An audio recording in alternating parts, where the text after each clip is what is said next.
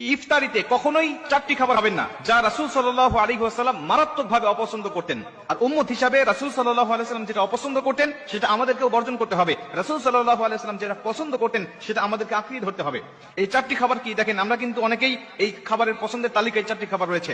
প্রথম দুটি খাবার হলো রাসূল সাল্লাল্লাহু আলাইহি ওয়াসাল্লাম বলেন কাঁচা পেঁয়াজ এবং কাঁচা রসুন, যা আমাদের অনেকের পছন্দের তালিকায় আছে এবং ইফতারির সময় আমরা পেঁয়াজের সাথে ছোলার সাথে খুব মজা করে এটা খাই।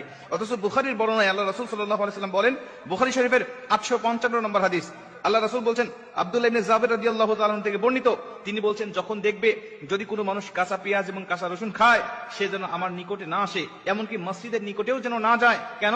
কাঁচা রসুন আর কাঁচা পেঁয়াজ খাওয়ার কারণে তার মুখ থেকে এক প্রকার দুর্গন্ধ বের হয়, যা ফেরেশতাদেরকে মারাত্মক কষ্ট দেয়, অন্য মুসলিম অন্য মুমিনদেরকে মারাত্মক কষ্ট দেয়। এজন্য কাঁচা পেঁয়াজ খেয়ে যেন সে মসজিদের দিকে না আসে।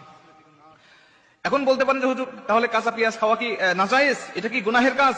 কাঁচা পেঁয়াজ খাওয়া নাজায়েজ নয়। আল্লাহ রাসূল সাল্লাল্লাহু আলাইহি ওয়াসাল্লাম আমাদেরকে দুর্গন্ধ জিনিস থেকে বেঁচে থাকার জন্য আমাদেরকে বলে দিয়েছেন। আপনার যদি একান্তই যদি অভ্যাস হয়ে যায় যা কাঁচা পেঁয়াজ না খাইলে আপনার ভালো লাগে না, আপনি এই সময় খাবেন না। কারণ ইফতার করার পরেই আপনাকে নামাজে দাঁড়াতে হবে। ইফতারি করার পরে আপনি নামাজ পড়বেন, মাগরিবের নামাজ আদায় করবেন, যা আপনার নামাজের সময় অবশ্যই রহমতের ফেরেশতা আপনার কাছে থাকবে। অর্থাৎ এই সময় যদি আপনি কাঁচা পেঁয়াজ খেয়ে নামাজে দাঁড়িয়ে যান, তাহলে আপনার নিকট ফেরেশতা আসবে না, বা আসলেও তাদের খুব কষ্ট হবে। এই জন্য রাসূল সাল্লাল্লাহু আলাইহি ওয়াসাল্লাম নিষেধ করতেন। আরেকটা হাদিসের মধ্যে আসছে, আল্লাহ রাসূল সাল্লাল্লাহু আলাইহি ওয়াসাল্লাম একটি দাওয়াতে গেলেন, যাওয়ার পর দেখলেন যে কাঁচা পেঁয়াজ দিয়ে তিনি সালাদ বানিয়েছেন। আল্লাহ রাসূল বললেন, এটা কে বানিয়েছে? ভিতর থেকে উত্তর আসলো, যেটা এটা ঘরের এক মহিলা বানিয়েছেন। তিনি বলছেন যে না, এটা আমি খেতে পারবো না, এটা নিয়ে যাও। কেন? এটা খেতে পারবো না এই জন্য যে আমার সাথে ফেরেশতা থাকে, আর এটা খেলে আমার ফেরেশতাদেরকে খুব কষ্ট দেয়, অতএব এটা আমি খেতে পারবো না। নাসাই শরীফের বর্ণনায় আসছে, আল্লাহ রাসূল সাল্লাল্লাহু আলাইহি ওয়াসাল্লাম বলছেন, তোমরা পেঁয়াজ খাবে কিন্তু রান্না করে খাবে, যাতে এই দুর্গন্ধটা দূর হয়ে যায়। এর জন্য প্রথম দুটি তালিকায় আমাদের রয়েছে কাঁচা পেঁয়াজ এবং কাঁচা রসুন। এটা আমি একসাথে বললাম এর জন্য, কারণ একই হাদিসের মধ্যে এই কাঁচা পেঁয়াজ আর কাঁচা রসুনের কথা আল্লাহ রাসূল সাল্লাল্লাহু আলাইহি ওয়াসাল্লাম বলে দিয়েছেন। 3 নম্বরে আল্লাহ রাসূল সাল্লাল্লাহু আলাইহি ওয়াসাল্লাম বলেছেন যে অতিরিক্ত গরম খাবার তোমরা খাবে না।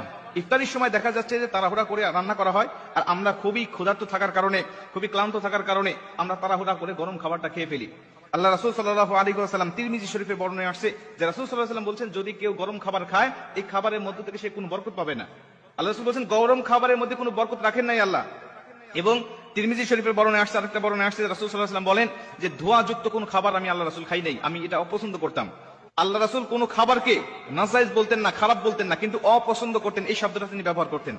এজন্য কোনো গরম, অতিরিক্ত গরম খাবার এটা খাওয়া যাবে না। এটা বর্তমান চিকিৎসকও বলছে যে এটা খাইলে মানুষের শরীরে অনেক ক্ষতি হয়। 4 নম্বরে আল্লাহ রাসূল সাল্লাল্লাহু আলাইহি ওয়াসাল্লাম কোনো দুর্গন্ধযুক্ত পচা এবং বাসি খাবার তিনি খাইতেন না। পচাবাসি খাবার খাইতেন না, এই বিষয়ে অনেক হাদিস আছে। আর বর্তমান চিকিৎসা বিজ্ঞান এই পচাবাসি খাবার না খাওয়ার জন্য আমাদেরকে বারবার কিন্তু তারা সতর্ক করছে। কেন? এটা খাইলে মানুষের শরীরে অনেক রোগ ব্যাধি, অনেক কিছু তার শরীরে বাসা বাঁধতে পারে। এই জন্য পচাবাসি খাবার আল্লাহ রাসূল অপছন্দ করতেন।